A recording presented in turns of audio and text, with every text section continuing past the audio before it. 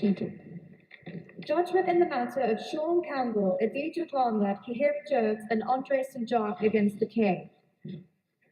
On the 13th of March 2014, following a 64-day jury trial in the Home Circuit Court in Kingston, Jamaica, the appellants, Sean Campbell, Adidja Palmer, Kahira Jones, and Andre St. John, were convicted of the murder of Clive Lizard Williams, to whom I shall refer as the deceased. At trial, the prosecution case was that the deceased and another man, Lema Chow, had been given 2 unlicensed firearms belonging to Palmer for safekeeping. On the 16th of August 2011, Campbell summoned Chow and the deceased to Palmer's house after they had failed to comply with Palmer's deadline for returning the weapons. The prosecution alleged that they were met on arrival by Palmer, Jones, and St. John, and that Chow and the deceased were both attacked, after which Chow saw the deceased lying motionless on the ground with Jones bending over him. Chow escaped, but the deceased was never seen again. Police attended Palmer's house on the 22nd of August 2011. They noticed the house smelled of disinfectant. On the 25th of August, they cordoned off the perimeter wall, treating the premises as a crime scene. When they returned on the 27th of August, they found that the entire interior of the house had been destroyed by fire. On the 29th of August, police forensics reported a foul odor emanating from the living room. On a further visit on the 30th of September, it was discovered that the rear of the house had been demolished. Police dug at the premises but did not find a body. Police seized the mobile phones of Palmer and St. John. Text messages, voice notes, and a video from those phones were put in evidence at trial. The prosecution also relied on telecommunications data which the police had obtained from Digicel, a communications provider. Prosecution case was that the mobile phone evidence and telecommunications data, taken as a whole with Chow's evidence, proved the fact of the killing, the reason for the killing, the method of disposal of the deceased's body, and the identity of at least one of the killers, namely Palmer. The 4 appellants each denied murdering the deceased. At trial, the appellants objected to the telecommunications data being admitted as evidence. They argued that the data was inadmissible because it had been obtained in breach of the Interception of Communications Act and the fundamental right to the protection of privacy of communications guaranteed by the Charter of Fundamental Rights and Freedoms contained in the Jamaican Constitution. The judge admitted the evidence. He ruled that the data could be relied upon by the prosecution even if it had been obtained in breach of the Charter or the Interception of Communications Act. Over the course of a 64-day trial, there occurred a series of incidents involving the jury. The jury was reduced to 11 members after a juror was discharged almost 8 weeks into the trial. On the final day of the trial, it was brought to the judge's attention that a member of the jury, who will be referred to as Juror X, had attempted to bribe other members of the jury. The judge questioned the jury forewoman, who stated that Juror X had offered bribes to each of the other jurors to acquit the appellants. The judge asked counsel for the prosecution and the defense if the trial could continue.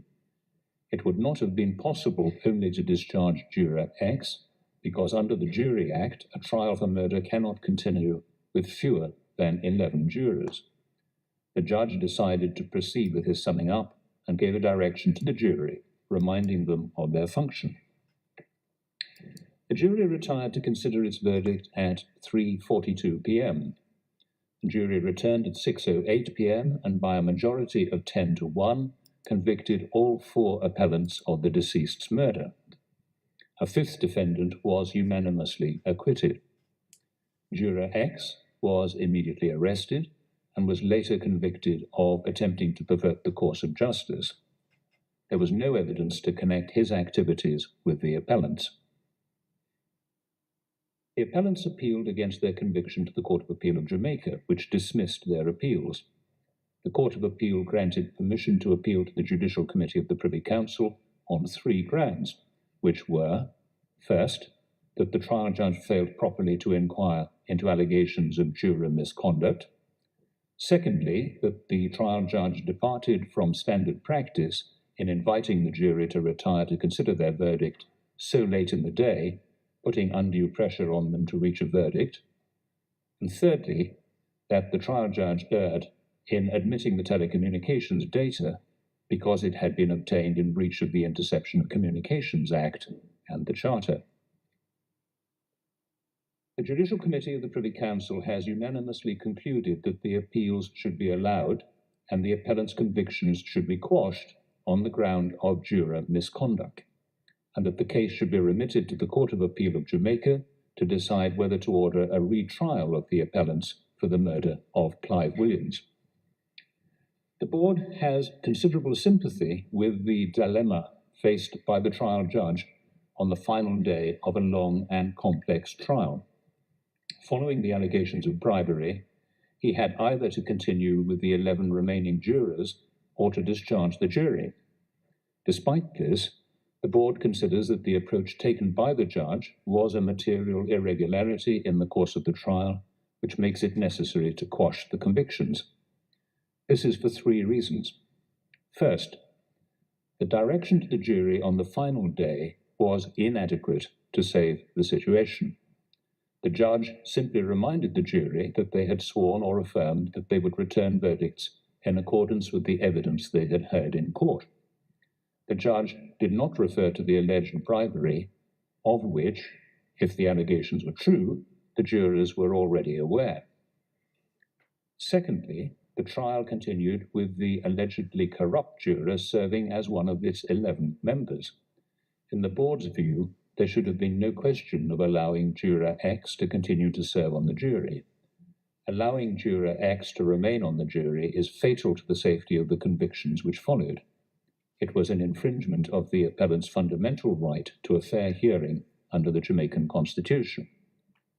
Thirdly, the judge should have considered whether the remaining jurors might have become, consciously or unconsciously, prejudiced for or against one or more of the appellants as a result of juror X's behavior. For example, there was a danger that the attempted bribe could have made the other jurors overcompensate, consciously or unconsciously, if they assumed that the offer must have come from one of the appellants and that therefore they must be guilty.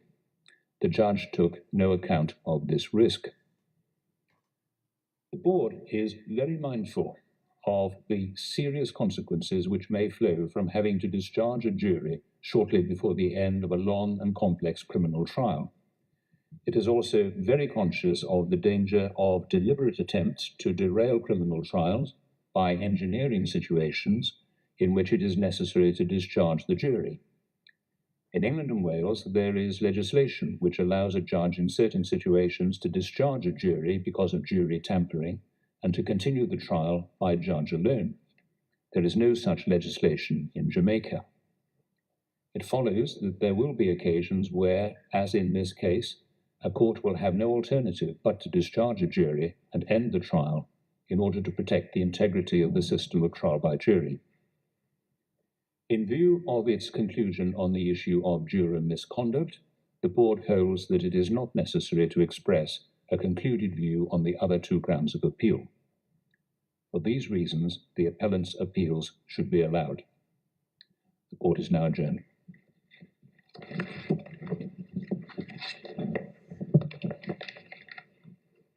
Settlers.